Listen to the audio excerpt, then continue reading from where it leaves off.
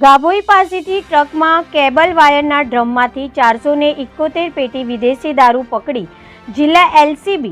રાજ્યમાં દારૂ પર પ્રતિબંધ હોવા છતાં આવા ગેરકાયદેસર વેપાર અર્થે રાજસ્થાનમાંથી લવાતા વિદેશી દારૂ પકડવાના બનાવો દિવસોને દિવસે વધતા જઈ રહ્યા છે। પ્રાપ્ત માહિતી મુજબ સાબરકાંઠા જિલ્લાના વડા મથક એવા હિંમતનગર તાલુકાની વિભાગીય પોલીસ સ્ટેશન ગાભોઈ વિસ્તારમાંથી જિલ્લા એલસીબીએ બાતમીના આધારે સર્ચ વોચ ગોઠવવામાં આવી હતી અને તપાસ દરમિયાન ટ્રકમાં લવાતો કેબલ વાયરના ડ્રમમાંથી ગેરકાયદેસર વિદેશી દારૂની 471 પેટી વિદેશી દારૂની મળી આવી હતી, જેની કિંમત કુલ 68 લાખ હોવાનું જિલ્લા એલસીબીએ આ ટ્રક અને વિદેશી દારૂની સાથે કુલ મળીને 88.82 લાખ જેટલી રકમ હોવાનું જણાવ્યું હતું।